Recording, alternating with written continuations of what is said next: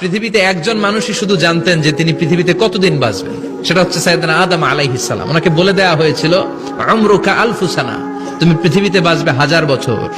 কয় বছর? সাইয়েদনা আদমের সামনে অনেকগুলো রূহ রাখা হলো। সাইয়েদনা আদম বললেন, এরা কারা?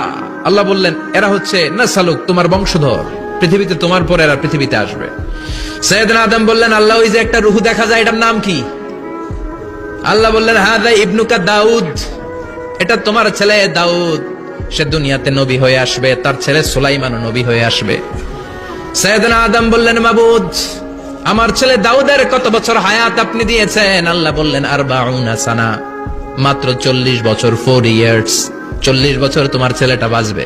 ও আল্লাহ, আমি বাঁচবো কয় বছর? তুমি বাঁচবা 1000 বছর। সুবহানাল্লাহ। সাইয়েদনা আদম বললেন, মাবুদ, এত ফুটফুটে সুন্দর আমার ছেলে দাউদ, মাত্র 40 বছর দিলেন কেন? জিদ মিন উমরিহি, বাড়ায়া দেন। কি করেন? সুপারিশ করতেছে পোলার লাইগা কে? বাবা। আল্লাহ আপনি বাড়ায়া দেন। আল্লাহকে বাড়ানো যাবে না, লেখা হয়ে গেছে। রুফিআতিল আকলাম ওয়া জাফফাতিস সুহুফ, কলম তুলে নেওয়া হয়েছে আর কালি শুকায় গেছে, আর কিছু করা যাবে? সাইয়েদনা আদম বললেন, মাবুদ, আমার 1000 বছর কেন দিলেন?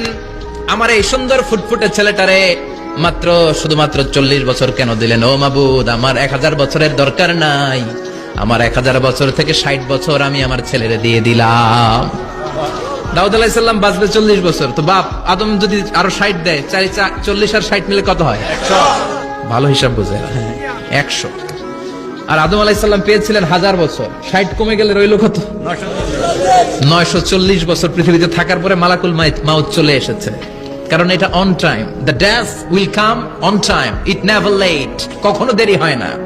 আল্লাহ বললেন, লিকুল্লি উম্মাতিন আজালুন ফাইযা জাআ আজালুহুম লা ইস্তাখিরুনা সাআতান ওয়া লা ইস্তাকদিমুন। মৃত্যুর একটা নির্ধারিত সময় আমি বেঁধে দিয়েছি, অন টাইম, অন টাইমেই চলে আসে, 1 সেকেন্ড আগেও আসবে না, 1 সেকেন্ড পরেও আসবে না। 940 বছর বয়সে মালাকুল মাউত এসে হাজির, এসে বলল, জিতু আন আকবাদা রূহাক, রূহ কবজ করতে আসছি। আদম আলাইহিস সালাম বললেন, রূহ কবজ করতে আসছো মানে? আমি বাঁচবো তো 1000 বছর। কয় বছর? মালাকুল মাউত বললেন, না না, ওই যে আগের কথা স্মরণ করেন, আপনি 60 বছর দিয়া দিয়েছিলেন। কয় না, আমি দেই নাই, আমি আরো বাঁচুম, আরো 60 বছর পাওনা আছি, আমি দেই নাই। মালাকুল মাউত বললেন, আপনি দিয়েছেন? আদম বলে, দেই নাই। মালাকুল মাউত বলে, আল্লাহ ঘটনা দেখেন, দিয়া কয় দেই নাই। আল্লাহ কয়, থাক, কথা কইস না, আয়া পর। সুবহানাল্লাহ পড়ে। নাসিয়া আদম ফানাসিয়া বানু, ভুলে গেছেন উনি, আমরা ভুলে যাই, আমরা খেয়ে বলছি খাই নাই, নিছিলাম পকেটে, কয় নেই নাই। এরকম ডাকাইত আছে না নাই? নাসিয়া আদম ফানাসিয়া বানু, বিশ্বনবী বললেন, আদম ভুলেছে তো তার সন্তানরাও ভুলে যায়।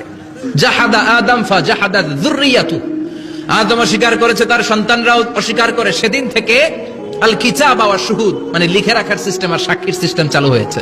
সুবহানাল্লাহ পড়েন। সুবহানাল্লাহ। 940 বছর বয়সে মালাকুল মাউত এসে আদম আলাইহিস সালামের রূহ নিতে পারে নাই। উনি 1000 বছর যখন হয়েছে, তখন এসে সাইয়েদনা আদম আলাইহিস সালামের রূহ কবজ করেছে। যেই দিন পৃথিবীর প্রথম মানব, প্রথম নবীর রূহ মালাকুল মাউত দুনিয়া এসে কবজ করেছে, ওই দিনটাও ছিল জুমাবার। সুবহানাল্লাহ, আল্লাহু আকবার।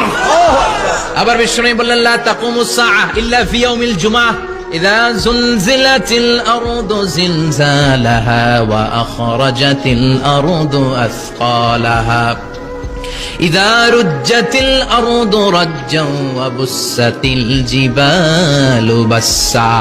কিয়ামতের দিন পৃথিবীটাকে একটা প্রকম্পন দিয়ে কাঁপিয়ে দিবে কে?